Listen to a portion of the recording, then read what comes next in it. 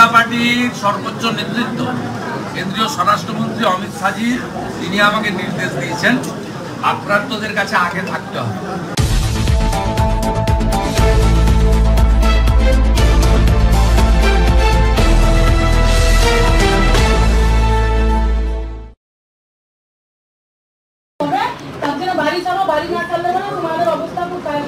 আমার বাবাকে রাস্তায় ধরে পিটাইছে ওরা, সব মুসলিম লোকরাই বেশি করছে। রেশনগুলো আমাদের গ্রামে ছিল, সবার রেশনগুলো রেশন তুলতে দেয়নি ওরা।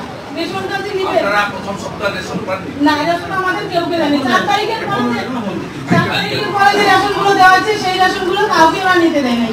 রেশন সব কিনে নেওয়ার পরে ওইখানে যে আমাদের ওইখানে মুসলিম বাদশাহ আছে একটা, ও নিতে, তারপরে হারা, তারপরে ধনে, এরা সবাই রেশনগুলো কিনে নেয়। আর বলে কি রেশন কেন নিতে আসে, দিদির রেশন কেন তোরা নিবি, নোংরা নোংরা ভাষা প্রয়োগ করছি রেশন কেন নিতে। তারপরে এক মহিলা কাপড় ধরে টাইলে পূজা করে উলঙ্গ করার পরে ওনার রেশন টেশন সব নিয়ে ওনাকে ওইখানে ফেলে দিয়ে চলে গেছে। হ্যাঁ, তারপর ওরা মুসলিম লোকেই সব করছে এগুলো। মুসলিমরা আমাদের প্রতি অত্যাচার বেশি করছে, আমরা বিক্রি করি, এটাই আমাদের অপরাধ। আর বলে কি তোমার মেয়ে কোথায় আছে, আরো ওকে যেখানে পাবো ওইখানে 15-20 জন মিলে ধর্ষণ করে ফেলে দিয়ে যাবো তোমার বাড়িতে, এরকম করে আমার বাবা আমাকে বলছে। আমার বুড়ো বাবা, আমার বাবা চলতেই পারে না, হলো সেই বাবাকে ধরে ওরা যে পাশে করছে ওই পাশে মাছ দিতে দেবে। আমি কি বলবো, কতজন মতো দিনহাটার ঘর ছাড়া আছেন আপনারা? দিনহাটার হবে 200 জনের মতো। না না, দিনহাটা বিধানসভা। আমি তো ওই শহরে থেকে বাড়ি গেলাম, কিছু আত্মীয় স্বজনের বাড়িও গেছে। হ্যাঁ, কিছু আত্মীয়। এখন এই 5-6 দিন হওয়ার পরে আর 4 তারিখ আজকে কত হলো? 10 দিনের পরে বলছে আবার 19 তারিখের পর আমাদের দিনহাটা বিধানসভা আরো বেশি করে এর থেকে। কেন 19 তারিখে? 19 তারিখে কি হবে? ওই কেন্দ্রীয় বাহিনী চলে যাবে, তারপরে আরো মানে অত্যাচারিত বেশি হবে। আমরা বলছি যে এটা তো শুধু টেলিগ্রাফ দেখায় আসছে আমাদের, 19 তারিখের পরে এর থেকে আরো বেশি হবে। হ্যাঁ, তারপরে সিধাই বিধানসভা। কোন বিধানসভা আপনার? ঢাকাবাড়ি বিধানসভা। ঢাকাবাড়ি। কোন নামটা? আমার নাম চিত্রমালা অধিকারী, আমি মহিলা মোর্চার সভানেত্রী। প্রথমত আমার বাড়িতে বাড়ি ভাঙচুর করে, টিউবওয়েল, গ্যাস সিলিন্ডার সবকিছু নিয়ে যায়। তারপরে আমার নতুন ছেলের বিয়ে হচ্ছে, তখন ছেলেও প্রতিবন্ধী 100%। সামগ্রিক টাকাবাড়ির কথা বলছেন, আপনি তো আক্রান্ত হলেন। সামগ্রিক আমারটা পড়ে তারপর বলছি। নন্দী চেত্রিয়া কত নম্বর বুথ, ওখানে মানে বাড়িঘর সব ভাঙচুর করে মারামারি হয়েছে। ওখানে সাধারণ মানুষ তারা ঘর থেকে বেরোতে পারে না, তাদেরকে কেচে ভাষা দিচ্ছে। এবার রাস্তা দিয়ে হেঁটে যাচ্ছে সাধারণ মানুষ, শুধু ভোটে সমর্থন করেছিল বলে তাদেরকে মারছে, মাথা ভাড়া দিচ্ছে, 225 বুথের তাণ্ডব করছে। প্রধানের এরিয়া একজন মারাই গেল, বিভৎস ভাষায় গালি দেওয়ার পরে ওই বাড়িতে 1.5 জন ছিল আমাদের ভারতীয় জনতা পার্টির কর্মী, তার মা মারা গেল। এবার আমার দিক থেকে বলবে আমার সামনে আতঙ্কে মারা গেল। ওরা সন্ধ্যাবেলা গিয়ে এমন ভাবে উল্টে দিচ্ছে, মেনে নিতে পারেনি, ছেলেকে মানুষ করতে পারেনি।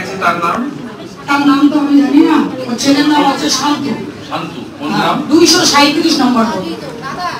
237 নম্বর বুথ আপনার ঢাকাবাড়ি।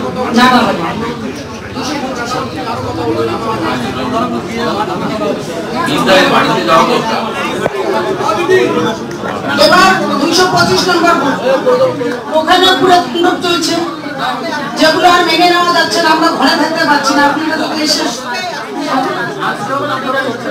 পুরো নাগাবাড়ি বিধানসভা পুরো তাণ্ডব চলছে। আপনারা যদি সামনে না যান তাহলে আমরা থাকতে পারবো না, এটাই কথা।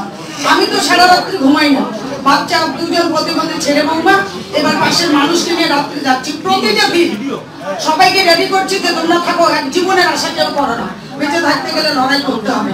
আমি যাই দাদার সঙ্গে কথা বলি, যদি দাদার আশ্বাস দেয় তবেই আমরা থাকতে পারবো, না হলে পারবো না। আপনার ঢাকাবাড়িতে ধরুন অ্যাপ্রক্স আপনার মন্ডল সহ কতজন ঘর ছাড়া হয়েছে? 200 বেশি। কতগুলো গ্রাম এফেক্টেড? এখন তো অনেকে বাড়িতে আছে, আসে যায়। আমাদের বুথের মনে করে অনেক ছেলে এখনো বাইরে আছে। বন্ধ হয়েছে 10 দিন পরে? হ্যাঁ, একটু উৎপাদ বন্ধ হয়েছে। এখন উৎপাদ বন্ধ হয়নি, ওরা এখন দিনেরটা বন্ধ করছে, রাত্রিটা চালিয়ে যাচ্ছে। আজকেও চলতেইছে। ওরা বন্ধ করবে না, ওরা সম্পর্ক ভুলে গিয়েছে। তাণ্ডব চলছে। 15 নম্বর ওয়ার্ড ধরে আপনারা দেখেন বাড়িঘর করছে, আপনারা একটু সামনে থেকে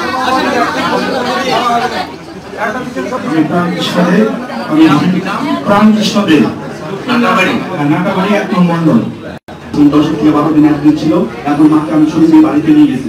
আমার বুথে 305 ভোটের লিড আছে বিজেপি পঞ্চায়েত। আমাদের পঞ্চায়েতে রোজ ওই ওখানে মজুবার নামে একজন নেতা আছে, তৃণমূলের যারা আছে, এরা সম্পূর্ণ সবাই বারবার হুমকি দিতেছে, বলতেছে যে যদি চেষ্টা না হলো তোকে বাড়ি ঘর জ্বলিয়ে দিব, আর আমার সঙ্গে যদি কেউ মিশে কথা বলে বা আমার বাড়িতে যদি কেউ যায় তাকে যা ইচ্ছা তাই করে দিবে।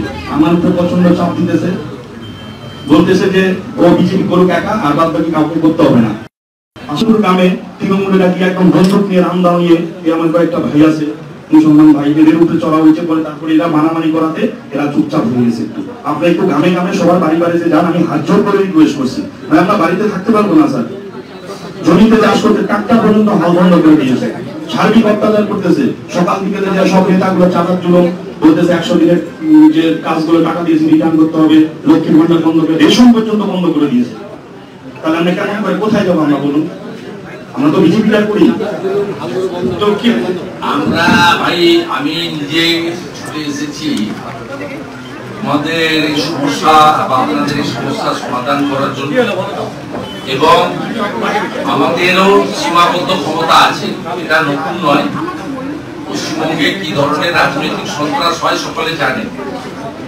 আমরা প্রত্যেকের কাছ থেকে ঘটনাগুলো শুনে কিছু ব্যবস্থা তো নেব, আর আপনাদের নিশ্চিতভাবে মৃত্যুর মুখে ফেলার জন্য আমরা বলবো না, কিন্তু তার মধ্য থেকেও 21 সালে যে অত্যাচার হয়েছিল সে অত্যাচার আমরা থামিয়েছি। আমরা আইনি লড়াই আন্দোলন সব রকম করে থামিয়েছি। এক্ষেত্রেও আমরা আমাদের মতো করে করবো। আপনি সমস্যাটা বলুন, যদি নেতৃত্ব এবং দলের প্রতি পূর্ণ আস্থা থাকে আমরা এমন কিছু পরামর্শ আপনাদের দেব না যাতে আপনারা আরো বিপদে পড়ে। তাদের যেভাবে এখানে অত্যাচার হয়েছে তার একটা খণ্ডচিত্র আপনারা দেখেছেন। আমরা প্রায় ঘন্টাখানিক ধরে 7-8 জনের কাছ থেকে শুনেছি। এখানে যেভাবে আক্রান্ত মানুষজন আছেন বা বিভিন্ন জায়গায় আত্মীয় স্বজন, আমি এর আগে আমাদের ফুলবাড়িতেও ফুলবাড়ি পঞ্চায়েতের মেম্বারদের সঙ্গে মিট করতে আমরা যা বলেছি সবার সামনে বলেছি, দরজা বন্ধ করে কিছু করি। আমি আমাদের জেলা কমিটি, জেলার বিধায়ক, বিদায়ী সাংসদ, সব আমরা সমগ্র আলোচনা করে আমরা আইনি সাপোর্ট, যতক্ষণ না নিরাপত্তা দিতে পারছি তাদের থাকা খাওয়ার ব্যবস্থা করা, তাদের লাইভলিহুডের ব্যবস্থা করা, এবং তাদের যা যা প্রয়োজন যেগুলো আমাদের দ্বারা সম্ভব আমরা সেই দায়িত্ব তাদের কাঁধে তুলে নিয়েছি। যতজন আহত হয়েছে চিকিৎসার দায়িত্ব পার্টি ইতিমধ্যে নিয়েছে, ভবিষ্যতেও নেবে। পঞ্চায়েত অফিস যেগুলো খুলতে দিচ্ছে না, লাগাচ্ছে, বিডিওকে জেলা শাসককে চিঠি করা হচ্ছে। যদি সেই চিঠি অনুযায়ী জেলা শাসক হস্তক্ষেপ না করেন তাহলে আমরা তাদেরকে নিয়ে কোর্টের দ্বারস্থ হব। পুলিশ প্রোটেকশনে পঞ্চায়েতের পরিষেবা স্বাভাবিক করার বিষয়ে আমরা উদ্যোগ নিয়েছি। আমরা আজকে 2টোর সময় জেলার ডিএমএস যে বিধায়ক সহ বিরোধী দলনেতা জেলা শাসকের সঙ্গে মিট করতে চান, অরবিন্দ মিনা মহোদয়, যিনি তৃণমূলের এখানকার সভাপতি, রিপাবলিক নামে, তিনি আমাদেরকে দেখা করার অনুমতি দেন। এটা দুর্ভাগ্যজনক বিষয় যে জেলা শাসক রাজ্যের বিরোধী দলনেতা এবং নির্বাচিত বিধায়কদের 10 মিনিট ধরে জেলার যে ভয়ঙ্কর পরিস্থিতি শুনতে রাজি নয়। আমরা জানি যে নিশীথ প্রামাণিক মহোদয়কে কিভাবে হারানো হয়েছে। নিশীথ প্রামাণিক 1700 বুথে 60,000 ভোটে লিড ছিল, তাকে 19 এবং 20 রাউন্ডের গণনাতে হারানো হয়েছে 164টা বুথে। এই 164টা বুথে ইভিএম বদলেছেন অরবিন্দ কুমার মিনা পুলিশের সাহায্য, আইপ্যাকের সাহায্য নিয়ে, এবং 19 এবং 20 রাউন্ডের গণনাতে ভারতীয় জনতা পার্টির গণনা এজেন্ট যারা 73 ফর্মের নাম্বারের সঙ্গে ইভিএম এর নাম্বার মেলেনি প্রতিবাদ করেছিল, এমন 3 থেকে 4 জনকে হলের মধ্য থেকে চুলের মুঠি ধরে পুলিশকে দিয়ে বেআইনিভাবে গ্রেফতার করেছে গণনা চলাকালীন। তাই এই যে ফলাফল কোচবিহারের ক্ষেত্রে এই ফলাফল প্রকৃত ফলাফল নয়। এবং আমি এর আগেও নিশ্চিত প্রামাণিক মহোদয়কে পরামর্শ দিয়েছি যে সমস্ত 70 নাম্বারের সঙ্গে ইভিএম মেলেনি, তার জন্য প্রয়োজন হলে তিনি 30 দিনের মধ্যে নিয়ম, ইতিমধ্যে 10 দিন অতিবাহিত, ইলেকশন পিটিশন করতে পারেন। তাই আজকে ওরা জানে যে এটা প্রকৃত রায় নয় এবং সেই কারণে ওরা হুমকি, জরিমানা, বাড়ি ভাঙচুর এবং জোর করে তৃণমূলের পতাকা হাতে ধরিয়ে পিছনের দরজা দিয়ে কোচবিহারের রাজনৈতিক কর্তৃত্ব হাতে নিতে চায়, বুথ লেভেলে বিজেপিকে শেষ করতে চায়। আমরা এটা হতে দেব না। আমি আবার আসবো আগামীকাল, যেহেতু রাজ্যপালের কাছ থেকে অ্যাপয়েন্টমেন্ট পেয়েছি, শতাধিক ভিকটিমকে নিয়ে মিট করতে হবে। মঙ্গলবার আমার করা মামলাতে মহামান্য প্রধান বিচারপতির মামলা এজলাসে আছে, তাই আমি প্রস্থান করছি এই মুহূর্তে। আমি এখানে আবার প্রোগ্রাম করতে বলেছি, 3-4টি পয়েন্টে আমি যাব। আর আমাদের যে ন্যাশনাল টিম আসছে তারাও যাতে কোচবিহার ভিজিট করে, তার জন্য মাননীয় সুকুমার রায় আমাদের জেলা সভাপতি প্রদেশকে জানাবেন, তারাও মিট করবেন। আজকে সিদ্ধান্ত হয়েছে আগামীকাল থেকে নিশ্চিত প্রামাণিকের নেতৃত্বে বিধায়ক এবং জেলা কমিটিতে তারা টিমে ভাগ হয়ে সমস্ত এলাকা, বিশেষ করে সিতাই, নাটাবাড়ি, কোচবিহার দক্ষিণ এবং দিনাটা সবচেয়ে আক্রান্ত যে এলাকাগুলো, এই এলাকাগুলো তারা ভিজিট করবেন।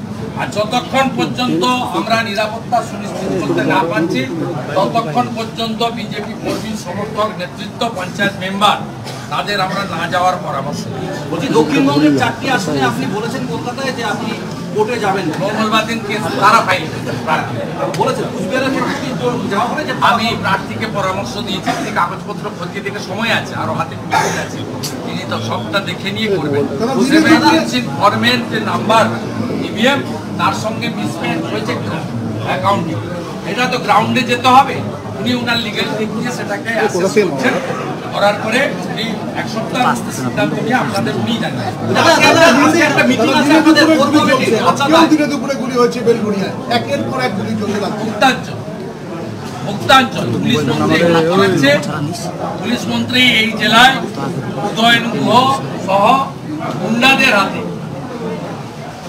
এবং কার্যত একটা বিশেষ সম্প্রদায়ের কিছু গুন্ডাদের হাতে পুরো কোচবিহার জেলার পিছিয়ে থাকা, সামাজিকভাবে অর্থনৈতিকভাবে পিছিয়ে থাকা রাজবংশী সহ, নমশূদ্র সহ আজকে উদ্বাস্তু হয়ে আসা মানুষজনের উপরে, বাংলাদেশ থেকে ধর্মীয় কারণে উৎপীড়িত হওয়া মানুষজনের উপর সীমাহীন অত্যাচার করছে।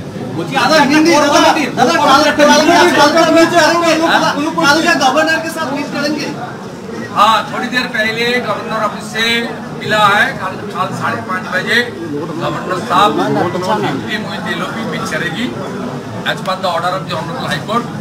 हम लोग कल বলছি কোর কমিটির একটা মিটিং আছে আজকে কলকাতায় আপনাদের, আপনি সেই মিটিংয়ে নেই, আজকে আপনাদের কোর কমিটির মিটিং আছে কলকাতায়।